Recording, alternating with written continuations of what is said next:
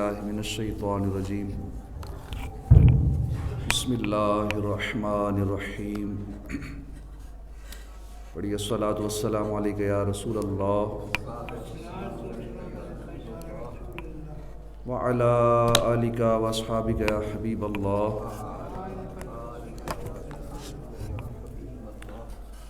الصلاۃ والسلام علیک یا نبی اللہ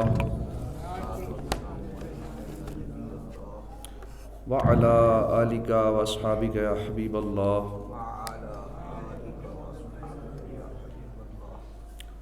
نویت سنت الاعتکاف۔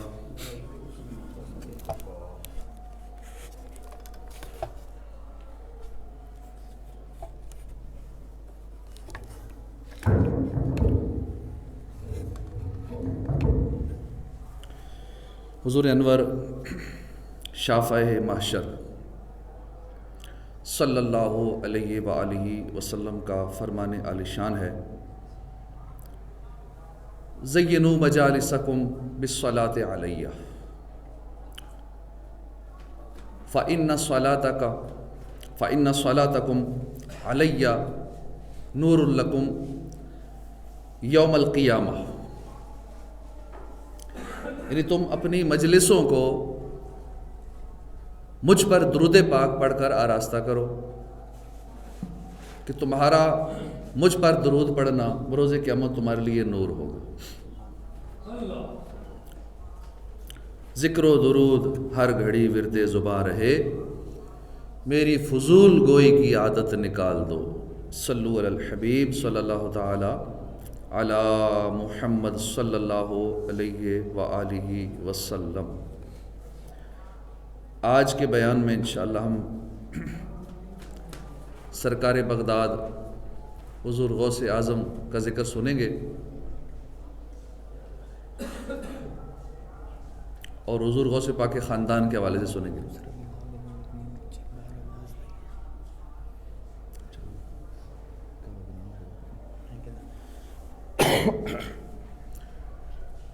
تو غوث پاک کی شان و عظمت اور آپ کے خاندان کے حوالے سے انشاءاللہ جتنا وقت ملا اس حساب سے ہم سننے کی سعادت حاصل کریں گے۔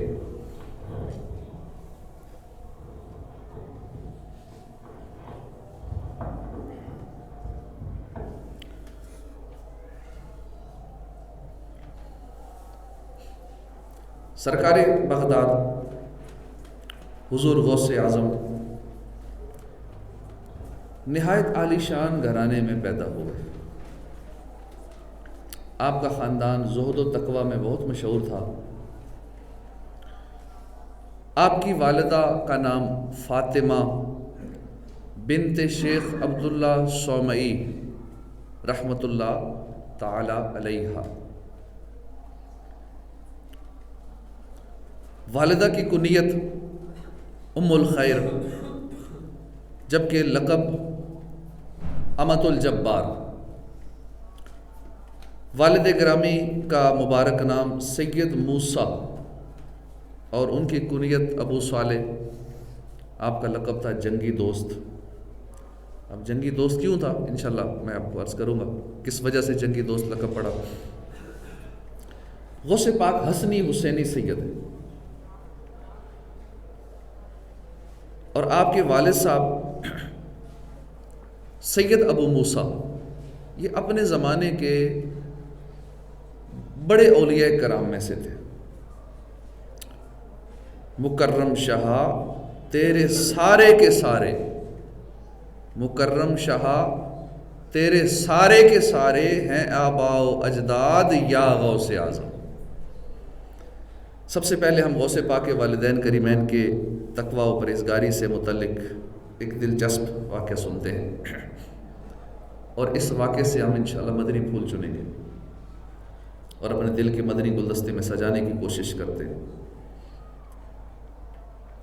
منقول ہے کہ سیدنا ابو صالح موسیٰ جنگی دوست رحمۃ اللہ علیہ جو غوث پاک کے والد صاحب تھے، ایک دن یہ نہر کے کنارے بیٹھے تھے، دریا کے کنارے بیٹھے تھے کہ اچانک ایک سیب پانی میں بہتا ہوا آیا۔ آپ نے وہ سیب کھا لیا سیب تو کھا لیا، پھر اچانک خیال آیا یہ پتہ نہیں کس کا سیب تھا، میں نے کھا لیا، بغیر اجازت کے کھا لیا، خوف خدا طاری ہو گیا۔ یہ اللہ والوں کی شان ہوتی ہے، جو زیادہ حساس لوگ ہوتے ہیں نا، سینسٹیو ہوتے ہیں، وہ ان باتوں پہ توجہ دیتے ہیں۔ جو حساس نہیں ہوتے، خوف خدا والے نہیں ہوتے، وہ جو آ جائے پرواہ نہیں کرتے، مال ہڑپ کر لیتے ہیں۔ اب آپ اپنا محاسبہ کرنے لگے کہ میں نے سیب تو کھا لیا ہے، اب کیا کروں؟ نہ جانے یہ کس کا سیب تھا، اور کیا اس طرح نامعلوم سیب کھانا میرے لیے جائز بھی تھا یا نہیں، حلال ہو سکتا ہے یا نہیں۔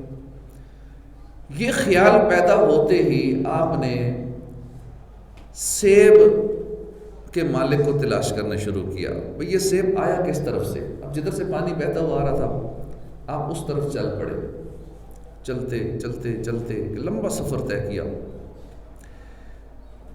اس دریا کے کنارے ایک عظیم الشان عمارت نظر آئی، جس میں سیب کا ایک بہت بڑا درخت لگا ہوا تھا، اور اس کی ٹہنیاں اس دریا کے اندر، پانی کے اندر جھکی ہوئی تھی۔ آپ سمجھ گئے کہ یہ سیب یہیں سے ٹوٹا ہے اور پانی میں بہہ کے آگے چلا گیا۔ جب آپ کو یقین ہو گیا کہ جو سیب میں نے کھایا تھا وہ اسی درخت کا سیب تھا، چنانچہ آپ نے اس سیبوں کے باغ کے مالک کا اتا پتہ معلوم کیا، تو پتہ چلا کہ اس باغ کے مالک جو ہیں وہ اپنے زمانے کے بہت بڑے ولی اللہ حضرت عبداللہ صومی رحمۃ اللہ علیہ۔ یاد رہے کہ عبداللہ صومی رحمۃ اللہ علیہ یہ جیلان شریف کے بڑے اولیاء کرام میں سے ہیں، جو بہت ہی متقی، پرہیزگار، باکمال ولی اللہ تھے۔ حضرت علامہ شیخ ابو محمد عطار ربانی فرماتے ہیں کہ عبداللہ صومی کی دعائیں بڑی قبول ہوتی تھیں، جلدی قبول ہوتی تھی، اور آپ کا ایسا مقام تھا اللہ کی بارگاہ میں کہ آپ جس سے ناراض ہو جاتے تھے اللہ کریم اس شخص سے بدلہ لیتا تھا۔ ایسے اللہ کے لاڈلے ولی تھے، جس سے آپ خوش ہو جاتے اللہ پاک اسے انعام اور اکرام سے نوازتا۔ ایسا آپ کا مقام تھا اللہ کی بارگاہ میں۔ آپ کا جذبہ جوانوں سے زیادہ پرجوش تھا،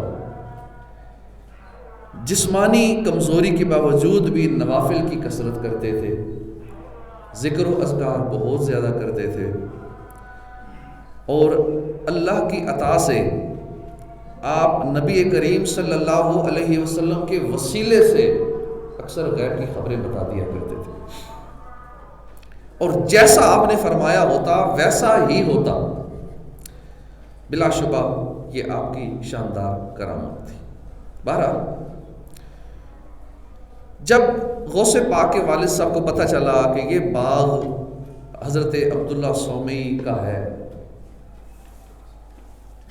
عبداللہ صومی اس باغ کے مالک ہیں، تو آپ ان بزرگوں کے پاس گئے اور سارا ماجرا عرض کیا، معافی مانگی کہ آپ مجھے معاف کر دیں، میں نے غلطی سے آپ کے باغ کا سیب کھا لیا، مجھے پتہ نہیں تھا، آپ مجھے معاف کر دیں۔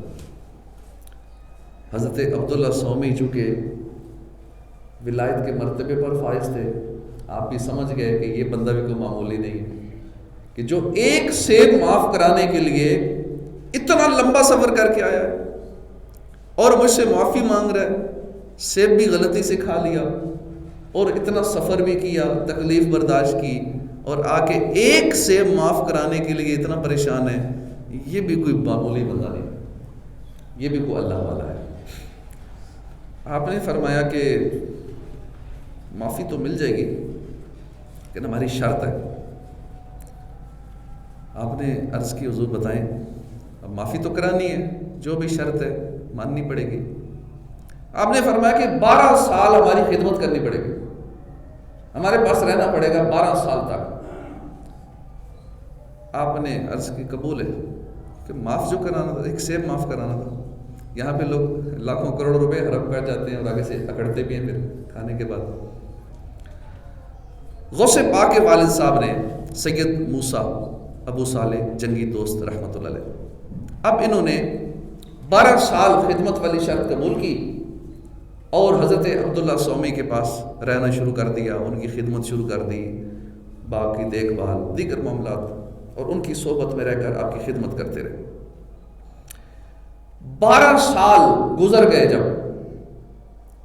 اب انہوں نے کہا حضور شرط تو پوری ہو گئی، اب مجھے اجازت دیں، مجھے معاف کر دیں جو میں نے آپ کا سیب کھایا ہے۔ آپ نے فرمایا بس ایک آخری شرط ہے، ایک آخری شرط ہے، بس یہ ماننی پڑے گی۔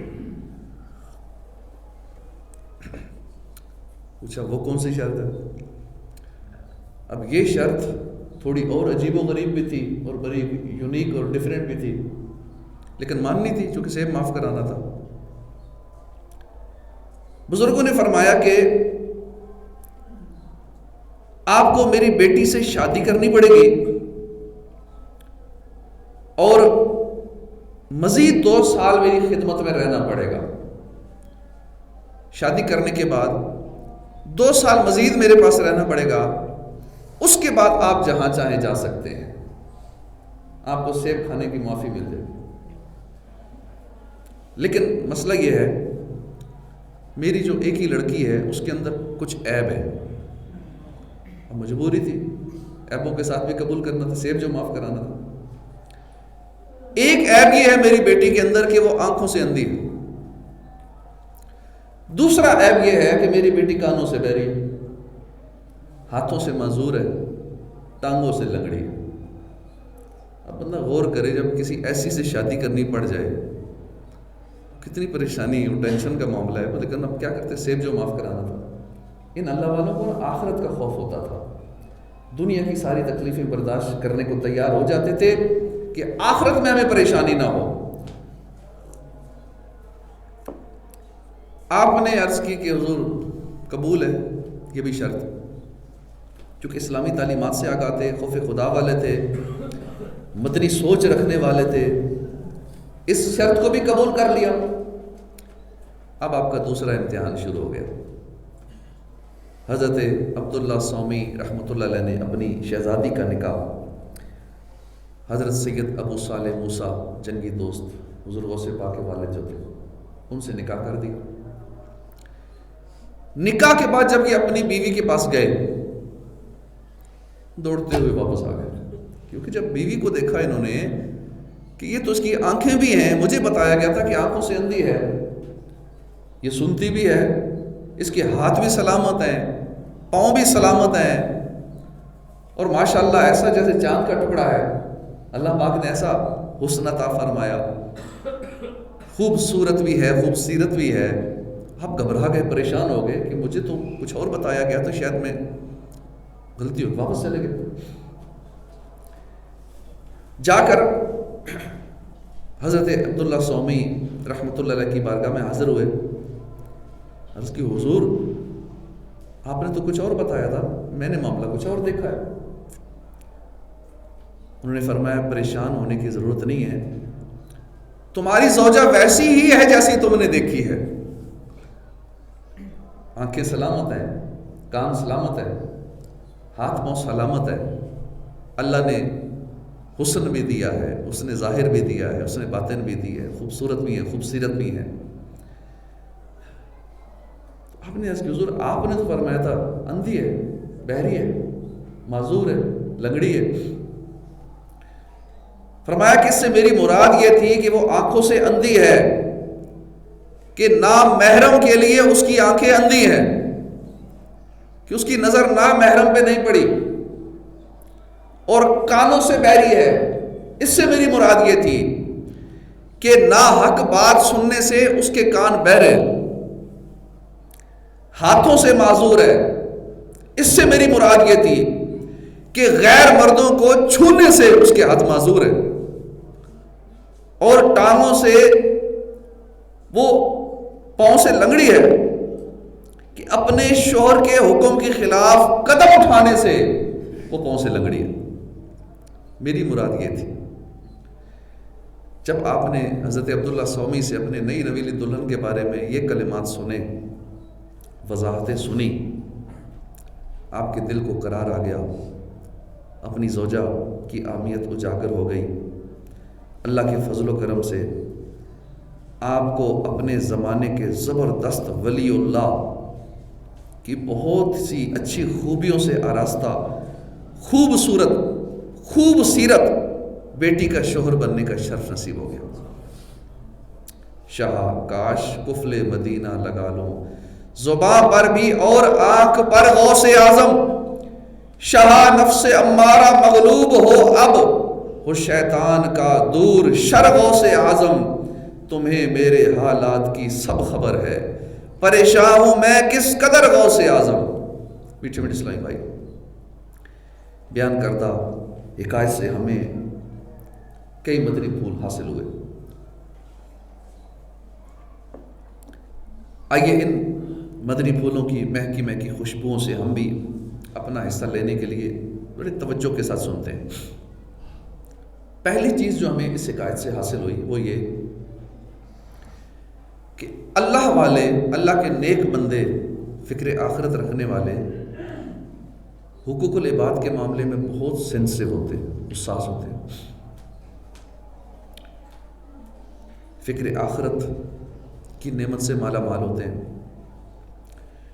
ایک گمنام سیب جس کا پتہ ہی نہیں تھا سیب کہاں سے آیا، ہم تو ایسی گری پڑی چیزیں اٹھا کے جیب میں ڈال لیتے ہیں، استعمال کر لیتے ہیں۔ ایک گمنام سیب کے بارے میں اپنا محاسبہ کرنا بھی یہ اللہ کے نیک بندوں کی صفات میں شامل تھا، اور اللہ کے نیک بندے اپنا قصور معاف کرانے کے لیے کتنے جتن کرتے تھے۔ انہیں پتا تھا آج دنیا میں معافی مل جائے گی تو یہ کام آسان ہے، لیکن بروز قیامت اگر معافی نہ ملی، کسی کی حق تلفی کی، کسی کا مال نہ حق کھایا، کسی کے ساتھ ظلم کیا، زیادتی کی، کسی کی دل آزاری کی، کسی کی غیبت کی، کسی کے ساتھ اور بہت سارے غلط معاملات جو نہیں کرنے چاہیے، جو آج کل ہو رہا ہے معاشرے میں، اس کے خلاف باتیں، اس کے خلاف پروپیگنڈا، ادھر باتیں ادھر باتیں، دل آزاریاں، غیبتیں، چغلیاں، نہ جانے کیا کیا ہو رہا ہوتا۔ دنیا میں معاف کروا لیں، مرنے کے بعد بہت بڑا مسئلہ بن جائے گا، اپنی ساری نیکیاں دینی پڑیں گی اگلے کو، اگلے کے گناہ اپنے کھاتے میں ڈال دیے جائیں گے، اس لیے دنیا ہی میں اپنا قصور معاف کروا لیجئے۔ یہ کام آسان ہے اور اللہ والے ایسا ہی کیا کرتے تھے۔ ہم اپنا محاسبہ کریں، کیا ہمارے اندر یہ خوبیاں پائی جاتی ہیں؟ ہم معافی مانگتے ہیں؟ کیا ہم بندوں کے حقوق پورے ادا کرتے ہیں؟ کیا ہمارے دل خوف خدا سے سرشار ہیں؟ کیا ہم بھی اپنے اعمال کا محاسبہ کرتے ہیں؟ کیا ہم اپنے قصور معاف کروانے کی کوششیں کرتے ہیں؟ روزانہ کتنوں سے معافیاں مانگتے ہیں؟ اب غلطی ہوئی نہ ہوئی دونوں صورتوں میں کوشش کرتے رہا کریں، جس سے بھی واسطہ پڑتا ہے نا ساتھ ساتھ معافی تلافی کرتے رہا کریں۔ ہو سکتا ہے غلطی سے کوئی ایسی بات ہو گئی ہو، ہم نے کسی اور انداز میں بات کی ہو، اگلے کی دل آزاری ہو گئی ہو، غلطی سے جان بوجھ کر بالفرض نہیں کی، معافی مانگ لینی چاہیے۔ جس کے ساتھ تھوڑی دیر بھی وقت گزرا کوشش کریں معافی مانگ لیں۔ کئیوں کی عادت دیکھی ہے میں نے، وہ فون پہ بھی بات کریں گے، میسج بھی کریں گے، اینڈ پہ کہیں گے کوئی بات بری لگی ہو تو معاف کر دیجیے گا۔ بڑی پیاری عادت ہوتی ہے، اگلے کے دل میں نا وہ مزید محبت بڑھ جاتی ہے، یار یہ تو اتنی ویسے ہی پیاری پیاری اس نے باتیں کی اور پھر اینڈ پہ پھر معافی مانگ رہے ہیں۔ کئی واٹس ایپ آتے ہیں ہمیں، مجھے پوری بات کرنے کے بعد اینڈ پہ کہتے ہیں کوئی بات بری لگی ہو تو معاف کر دیجیے۔ اب یہ کسی کسی کی ادا ہوتی ہے، سینکڑوں ہزاروں میسیجز آتے ہیں، لیکن اس طرح کا میسیج یاد رہ جاتا ہے۔ سارا میسیج کرنے کے بعد اینڈ معاف کر دیجیے گا، کوئی غلطی ہوگی تو معاف کر دیجیے گا، اس میسیج میں کوئی بات بری لگی ہو تو معاف کر دیجیے گا۔ تو یہ جس کی معافی مانگنے کی عادت ہوتی ہے نا، یہ بڑا سیاڑا بندہ ہے، یہ اپنے معاملات یہیں پہ کلیئر کروا رہا ہے، یہ اپنے گناہوں کو یہی ڈیلیٹ کروا رہا ہے، ساتھ ساتھ ڈیلیٹ کروا رہا ہے۔ ساتھ ساتھ اگر ڈیلیٹ اور ریسیٹ نہ کرے نا تو یہ موبائل بھی ہینگ ہو جاتا ہے، کمپیوٹر بھی ہینگ ہو جاتا ہے۔ اب چاہے جتنا مہنگا لے لیں، 3 لاکھ والا، 4 لاکھ والا، آپ آئی فون بھی لے لیں نا، اس کو ساتھ ساتھ کلیئر نہ کرے، اس کی میموری فل ہو جائے، اس کی ہارڈ ڈسک فل ہو جائے نا تو وہ بھی ہینگ ہو جاتا ہے۔ تو اس لیے جب ہم اپنے گناہوں کو ساتھ ساتھ ڈیلیٹ نہیں کروائیں گے نا تو ہمارا معاملہ ہینگ کیسے ہوگا کہ ہمارے دلوں پر گناہوں کی میل، گناہوں کی تہیں، گناہوں کا زنگ، گناہوں کی کالک یہ اتنی چڑھ جائے گی کہ وہ ہمارے پورے سسٹم کو ہینگ کر دے گی. اب نہ نیکیوں میں دل لگے گا، نہ نمازوں میں دل لگے گا، نہ مسجد میں بیٹھنے کو دل لگے گا، نہ قرآن و حدیث کی بات سننے میں مزہ آئے گا، نہ سجدوں کی لذت محسوس ہوگی، نہ راتوں کی عبادت نصیب ہوگی، نہ تہجد، نہ اشراق و چاش، نہ اوابین، یعنی سارے معاملات سے دوری ہو جائے گی. وجہ یہ ہوتی ہے کہ ہم نے گناہ کر کر کے اپنے اس سسٹم کو ہینگ کر دیا ہوتا ہے، اپنے اندر کو سارا خراب کر دیا ہوتا ہے گناہ کر کر کے. تو اس لیے ہمیں بھی چاہیے کہ ساتھ ساتھ اپنے گناہوں کو معاف کرواتے رہا کریں. حقوق اللہ کی معافی بھی ساتھ ساتھ ہوتی رہے، اور ساتھ ساتھ حقوق العباد، یعنی بندوں سے معافی بھی، کہ مجھ سے کوئی غلطی ہوگی معاف کر دیجیے گا، میرا آپ سے اتنے عرصے تک تعلق ہے، کوئی غلطی ہوگی معاف کر دو. غلطیاں ہو جاتی ہیں جہاں تعلق ہوتا ہے. ایک گھر کے اندر بھی، فیملی کے اندر بھی بہت سارے دل آزاریوں کے معاملات ہو جاتے ہیں. امیر اہل سنت ہیں، وہ اپنی فرماتے ہیں بچوں کی امی سے میں کتنی بار معافی مانگ چکا ہوں. تو یہ معافی گھر میں بھی ہونی چاہیے، دوستوں میں بھی ہونی چاہیے. جہاں مسجد میں نمازی اکٹھے نماز پڑھتے ہیں وہاں بھی بہت سارے معاملات ہو جاتے ہیں. بغیر ارادے کی بھی ہو سکتا ہے ایسا، لازمی نہیں کہ ہم نے جان بوجھ کر کیا تو ہی معافی مانگی. ہو سکتا ہے غلطی سے کسی کو کوئی ہماری ایسی بات بری لگ گئی ہو، تو معافی مانگتے رہنا چاہیے. جیسا کہ ہم نے اس واقعے کے اندر سنا کہ غوث پاک کے والد صاحب نے کس طرح ایک سیب معاف کروانے کے لیے معافی مانگی، کتنا لمبا سفر طے کیا، اور پھر ان کی شرائط مانی. 12 سال خدمت کرنے والی شرط مانی، اور اس کے بعد ایک اور شرط کہ میری بیٹی سے شادی کرنی پڑے گی جو معذور ہے. اب یہ بھی شرط مانی. یہ تو پھر آپ کی قسمت تھی کہ ایسی بیوی اللہ نے عطا فرمائی، خوبصورت. لیکن آپ نے تو اپنی وہ بات پوری کر دی نا معافی مانگنے کے لیے. تو ہمیں بھی اپنا یہی ذہن بنانا چاہیے. تو ہم اپنا محاسبہ کرتے رہا کریں کہ آج کل تو لوگ قرضوں کے نام پہ لوگوں کے ہزاروں لاکھوں کروڑوں روپے ہڑپ کر جاتے ہیں، کھا جاتے ہیں ادھار لے کے. کاروباری معاملات میں اتنے دھوکے کرتے ہیں، مال لے کے پیسے ہی نہیں دیتے، چکر پہ چکر لگواتے ہیں، بے شرمی کے ساتھ جائیدادوں پہ قبضے کر لیتے ہیں، اسلحے کے زور پہ غریبوں سے موبائل چھین لیتے ہیں، کمزور لوگوں سے پیسے چھین لیتے ہیں، موبائل چھین لیتے ہیں. بے رحم و ظالم لوگ پیسے کے نشے میں مست ہو کر چھوٹے چھوٹے بچوں کو اغوا کر لیتے ہیں، بچیوں کو اغوا کر لیتے ہیں، اور پھر اغوا برائے تاوان کے نام پر پیسے لوٹتے ہیں اور اپنے لیے بڑی کامیابی سمجھتے ہیں. حالانکہ یہ ظالم اور نادان لوگ اپنی دنیا بھی برباد کر رہے ہیں، اپنی آخرت بھی برباد کر رہے ہیں. جی ہاں، کبھی تو جیتے جی ایسے ظالم لوگوں کو دنیا کے اندر ہی ایسی سزائیں ملتی ہیں کہ کتے کی موت مارے جاتے ہیں. مگر یہ ظلم و زیادتی کا کتنا برا نشہ لگا ہو، اس سے عبرت حاصل نہیں کرتے. یاد رکھیے، ابھی تو یہ سارا کچھ آسان لگتا ہے، کسی کو دھوکہ دینا، کسی کے ساتھ فراڈ کرنا، کسی کے ساتھ ظلم کرنا، کسی کا مال دبا لینا. پیسے بالفرض ادھار بھی لیے نا، ادھار لے کے بھی لوگ پیسے مہینے کا وعدہ کریں گے تو شاید سال گزر جاتا ہے، مال واپس نہیں کرتے. ایسا ذہن بن چکا ہے حرام کھانے کا، لوگوں کو تنگ کرنے کا، دل آزاریاں کرنے کا. وجہ یہ ہوتی ہے کہ فکر آخرت نہیں ہے، خوف خدا نہیں ہے، مرنے کا ڈر نہیں ہے کہ آج ہی میں دنیا سے چلا جاؤں تو جس کا میں نے مال کھایا ہے، جس کے پیسے دبائے ہوئے ہیں، چاہے قرض کے نام پہ یا جس انداز میں بھی، تو میرا بنے گا کیا؟ اگر پیچھے سے اس بندے نے مجھے معاف نہ کیا تو میں تو قبر کے اندر ہی پکڑا جاؤں گا، یہیں سے سزا کا سلسلہ شروع ہو جائے گا، اور قیامت کی پکڑ ہو تو الگ سے. پھر تو اللہ پاک ہدایت نصیب فرمائے. اعلیٰ حضرت امام اہل سنت نقل کرتے ہیں کہ جو دنیا میں کسی کے 3 پیسے قرض دبا لے گا، 3 پیسے، کیا ویلیو ہے 3 پیسوں کی؟ 3 پیسے قرض دبا لے گا دنیا کے اندر، اسے قیامت والے دن 700 باجماعت نمازیں دینی پڑیں گی. ہم غور کریں، پہلے تو نماز پڑھتے ہی نہیں، نماز پڑھتے ہیں تو اب نماز درست کتنی ہے، ٹھیک پڑھتے ہیں غلط پڑھتے ہیں، یہ ایک الگ میٹر ہے. پھر قبول ہوئی نہیں ہوئی یہ الگ میٹر ہے. اب قبول شدہ جو نامہ اعمال میں لکھی ہوئی نمازیں ہیں 700 باجماعت نمازیں دینی پڑیں گی. کس کے بدلے میں؟ صرف 3 پیسے. 3 پیسے. اب ہر ایک اپنا محاسبہ کرے کہ میں نے کس کے پیسے نہیں لاکھوں میں کتنے دبائے ہوئے ہیں یا ہزاروں میں, 10,000 20,000 5,000 2 4,000 1,000. اس میں پھر اس کو ڈیوائڈ کر لے پیسوں پہ, پھر اپنا حساب لگائے کہ میری زندگی میں نمازیں کتنی بنتی ہیں جو قبول شدہ ہیں. کسی کے پاس گارنٹی نہیں ہے کہ میری ایک نماز بھی قبول شدہ ہے یا نہیں. اس لیے پیسوں کا لین دین, حقوق العباد کا جو معاملہ ہے وہ ساتھ ساتھ کلیئر کراتے رہا کریں, ڈیلی بیسس پہ کلیئر کریں, ورنہ یہ بہت بڑا بوجھ بن جائے گا اور پھر مرنے کے بعد بہت بڑا پچھتاوا ہوگا. آج ہی موت آ جاتی ہے تو کیا بنے گا؟ اس لیے ہمیں معافی کا سلسلہ ساتھ ساتھ کرانا چاہیے. حقوق العباد ہوگا میرا کیا, کرم مجھ پہ کر دے کرم یا الہی, بے سبب اے خدا کر دے بخشش, حشر میں مجھ سے کرنا نہ پرسش. بے سبب اے خدا کر دے بخشش, حشر میں مجھ سے کرنا نہ پرسش.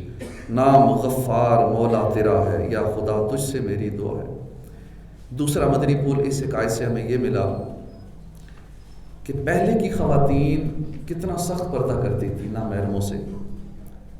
غوث پاک کی والدہ کے بارے میں ہم نے سنا, یہی وجہ تھی کہ ان کی نسلوں میں غوث پاک جیسے پیدا ہوتے تھے, کیونکہ مائیں ایسی ہوتی تھی نیک با عمل, قرآن کی تلاوت کرنے والیاں, حیا والیاں. اور آج ہم حالت دیکھ لیں, ہمارا کون سا شعبہ خواتین سے بے پردگی سے بچا ہوا ہے؟ میڈیکل کا شعبہ دیکھ لیں, ٹریولنگ, تعلیم, بینکنگ, ہیلتھ کا شعبہ, کھیلوں کا شعبہ, تجارت, میڈیا, ٹیلی کام, سوشل میڈیا. یعنی کوئی شعبہ ایسا نہیں جس میں لیڈیز کی اور بے پردہ لیڈیز کی انوالومنٹ نہ ہو. دنیاوی شعبہ جات میں عوامی رہنمائی اور خدمت کا شاید ہی کوئی ایسا ڈپارٹمنٹ ہو جہاں بے پردہ خواتین نہ ہوں. اسی طرح مختلف فنکشنز میں دیکھ لیں, ولیمے پہ, منگنی پہ ہی دیکھ لیں, منگنی سے گناہوں کا سلسلہ شروع ہو جاتا ہے. منگنی پہ, شادیوں پہ, ولیمے میں, عید کے موقع پہ, برتھ ڈے سالگرہ کے فنکشنز پہ, ویلنٹائن ڈے پہ, نیو ایئر نائٹس پر, بسنت, جشن آزادی. کتنے مواقع ایسے ہیں کہ جس میں اکثر عورتیں چادر اور چار دیواری کا تقدس پامال کرتی ہیں, سر عام بے حیائی کے ریکارڈ توڑتی ہیں. حالانکہ اللہ کریم نے عورتوں کو گھروں میں ہی ٹھہرنے کا حکم دیا ہے اور شرعی پردے کا حکم دیا ہے. گھروں سے نکلنے سے منع فرمایا ہے قرآن نے, وَقَرْنَ فِي بُيُوتِكُنَّ وَلَا تَبَرَّجْنَا تَبَرُّجَ الْجَاهِلِيَّةِ الْأُولَى, اور اپنے گھروں میں ٹھہری رہو اور بے پردہ نہ رہو جیسی اگلی جاہلیت کی بے پردگی. پرانے دور کی نا جاہلیت میں یہ کام ہوتا تھا جو آج کل ہو رہا ہے. جلسوں میں جا رہی ہیں اور ہر جگہ جدھر دیکھو باہر عورتیں زیادہ نظر آئیں گی, بازاروں میں دیکھ لو زیادہ عورتیں ہی نظر آئیں گی. ایسا عجیب و غریب ماحول بن چکا ہے. لیکن مجبوراً جانا ہے تو پردہ بھی تو کیا جا سکتا ہے, بے پردگی کے ساتھ نکلتی ہے. تو ہمارے غوث پاک کی والدہ کیسی تھی, پھر ان کی اولاد بھی کیسی تھی. ایسی والدہ ہو نا تو پھر غوث پاک جیسے پیدا ہوتے. دے دے پردہ بہو بیٹیوں کو, ماؤں بہنوں سبھی عورتوں کو, ہم سبھی کو حقیقی حیا کی میرے مولا تو خیرات دے دے. تیسرا مدنی پھول اس حکایت سے یہ ملا کہ جو ماں باپ نیک ہوتے ہیں, جو ماں باپ متقی اور پرہیزگار ہوتے ہیں, شرم و حیا والے ہوتے ہیں, مدنی رنگ میں رنگے ہوتے ہیں, ان کی اولاد بھی نیک ہوتی ہے. نیک والدین اپنی نسلوں کو سنوار دیتے ہیں. حضرت عبداللہ بن عباس فرماتے ہیں کہ بے شک اللہ پاک انسان کی نیکوکاری سے اس کی اولاد اور اولاد در اولاد کی اصلاح فرما دیتا ہے, اس کی نسل اور اس کے پڑوسیوں میں اس کی حفاظت فرماتا ہے, اور وہ سب اللہ کی امان میں رہتے ہیں. ایک نیک بندے کا فائدہ اس کی اولاد کو بھی ہوتا ہے, اولاد کی اولاد کو بھی ہوتا ہے, اس کے محلے کو بھی ہوتا ہے, اس کے پورے علاقے کو اس ایک نیک بندے کا فائدہ ہوتا ہے. تو اللہ ہمیں نیک بنائے. فکر کی بات یہ ہے کہ ماں باپ بھی اگر فیشن کے مت والے ہوں گے, ماں باپ ہی گانے باجے فلمیں ڈرامے دیکھنے والے ہوں گے, ماں باپ ہی بے حیائی کرنے والے ہوں گے, بے عملی کا شکار ہوں گے, ماں باپ کو ہی دینی مسئلے پتہ نہیں ہوں گے, ماں باپ بھی باطنی امراض کا شکار ہوں گے، ماں باپ کو ہی قرآن دیکھ کر پڑھنا مخارج کے ساتھ نہیں آتا ہوگا، ماں باپ کو ہی دینی مسائل بیسک نہیں پتا ہوں گے، اولاد کا حال کیا ہوگا؟ نماز پنجگانہ جب والدین ہی نہیں پڑھیں گے تو بچے کیا پڑھیں گے؟ تلاوت قرآن کو جب اپنا معمول والدین ہی نہیں بنائیں گے تو بچے کہاں تلاوت کریں گے؟ جس گھر میں والدین ہی ذکر و اذکار درود پاک نہیں پڑھیں گے تو بچوں سے کیا امید رکھیں گے کہ ہمارے بچے بیٹھ کے روزانہ درود کی محفل گھر میں سجائیں؟ شرم و حیا کے پیکر والدین ہی نہیں بنیں گے تو بچوں سے کیا امید رکھیں گے؟ تو اپنی اولاد کی صحیح تربیت کیجیے، لیکن اس کے لیے پہلے خود اپنے آپ کو سنواریے۔ قرآن پاک میں ارشاد ہوتا ہے یا ایھا الذین آمنوا قوا انفسکم واہلیکم نارا وقودھا الناس والحجارہ، اے ایمان والو اپنی جانوں اور اپنے گھر والوں کو اس آگ سے بچاؤ جس کا ایندھن آدمی اور پتھر ہے۔ تو اپنے گھر والوں کو آگ سے بچانے کا حکم ہے، نیکی کی دعوت دینا، برائی سے منع کرنا، یہ سلسلہ ہمیں کرنا چاہیے، اپنے گھر میں بھی کرنا چاہیے۔ سیدنا ابو موسیٰ جو ان کے والد صاحب تھے غوث پاک کے جنگی دوست، یہ لقب کیوں پڑا؟ ایک مرتبہ یہ کہیں جا رہے تھے تو بادشاہ کے کچھ لوگ جا رہے تھے شراب کے مٹکے لیے، آپ نے دیکھا مٹکوں کو توڑ دیا، ڈنڈوں سے مار کے توڑ دیا۔ اب آپ کا جلال ایسا تھا، ان میں ہمت نہیں تھی کچھ کہتے، بادشاہ کے پاس جا کے شکایت کی کہ ہم آپ کے شراب کے مٹکے لا رہے تھے اور فلاں نے توڑ دیے۔ بادشاہ نے آپ کو بلایا، آپ جب وہاں تشریف لے گئے، پوچھا آپ نے مٹکے کیوں توڑے؟ آپ نے اس کو بادشاہ کو کہا کہ میں محتسب ہوں، نگران ہوں، اس لیے میں نے شراب کے مٹکے توڑے۔ بادشاہ نے کہا کہ کس نے آپ کو نگران بنایا؟ آپ کو کس نے محتسب بنایا ہے؟ جس طرح ہمارے یہاں محتسب ہوتے ہیں، ڈسٹرکٹ لیول پہ بھی ہوتے ہیں اور وفاقی محتسب بھی ہوتے ہیں، آپ کو کس نے محتسب بنایا ہے؟ آپ نے فرمایا جس نے تجھے حکمران بنایا اسی نے مجھے محتسب بنایا۔ جس رب کے حکم سے تو حاکم بنا نا، میں اسی رب کے حکم سے نگران بنا ہوں، اور میرا فرض ہے میں نیکی کی دعوت دوں، برائی سے منع کروں، مجھ پہ ضروری ہے۔ اب اس پہ روب طاری ہو گیا، بادشاہ نے تو گھٹنے ٹیک دیے۔ ایسا ایک ولی اللہ کا اپنا جلال ہوتا ہے۔ اب اس نے گھٹنوں میں سر رکھا بیٹھ گیا، پھر بادشاہ نے سر اٹھایا، پوچھا حضور، بڑے اب اس کا لہجہ نرم ہو گیا، حضور مٹکوں کو توڑنے کی حکمت کیا تھی؟ اب پیار سے پوچھ رہا ہے۔ اب آپ نے فرمایا کہ تمہارے حال پر شفقت کرتے ہوئے تمہیں اللہ کے عذاب سے بچانے کے لیے میں نے ایسا کیا ہے۔ بادشاہ نے کہا آج سے میں آپ کو محتسب مقرر کرتا ہوں، آج سے میں آپ کو نگران بناتا ہوں۔ آپ نے فرمایا مجھے تیرے محتسب یا نگرانی کی حاجت نہیں ہے، مجھے اللہ نے پہلے ہی دی ہوئی ہے، یہ عہدہ اللہ کی طرف سے مجھے پہلے ہی ملا ہوا ہے، تو میں تیرے اس عہدے کی میں کیا کروں؟ اس کے بعد آپ کا لقب پڑ گیا جنگی دوست۔ تو اللہ پاک ہمیں بھی نیکی کی دعوت دینے کا جذبہ عطا فرمائے، اور حضور غوث پاک کے خاندان کے حوالے سے جو ہم نے اوصاف سنے ہیں تو اللہ پاک ہمیں بھی اسی طرح بنائے۔ غوث پاک کی والدہ کا سنا ہم نے، بہت نیک تھیں، 18 پارے ان کو حفظ تھے، اس لیے غوث پاک نے جب وہ اپنے قاری صاحب کو اعوذ باللہ اور بسم اللہ پڑھی نا، پورے 18 پارے سنا دیے پہلے دن ہی۔ انہوں نے پوچھا یہ آپ کو یاد کیسے ہو گئے؟ ابھی تو ہم نے آپ کو شروع کرانا تھا الف با۔ آپ نے فرمایا کہ میری والدہ کو 18 پارے یاد تھے، جب میں پیٹ میں تھا میری والدہ تلاوت کیا کرتی تھی تو میں نے سن سن کے یاد کر لی۔ میری والدہ کو اتنے ہی یاد تھے، 18 پارے یاد تھے، انہوں نے 18 پارے حفظ کر لیے۔ تو اللہ پاک ہمیں بھی نیک بنائے، ہماری اولاد کو بھی نیک بنائے، غوث پاک کی سچی محبت نصیب فرمائے۔ غوث پاک کو یہ مقام ایسے ہی نہیں ملا، اس کے پوچھے یہ سارے، اس کے پیچھے سارے معاملات کار فرما ہے۔ میری ڈوبتی ناؤ کو دو سہارا، ذرا جلد آؤ ادھر غوث اعظم، یہاں بھی سہارا وہاں بھی سہارا، ادھر غوث اعظم ادھر غوث اعظم، میں بغداد کا کوئی سگ ہوتا اے کاش، مجھے رکھتے تم باندھ کر غوث اعظم۔ وما علینا الا البلاغ۔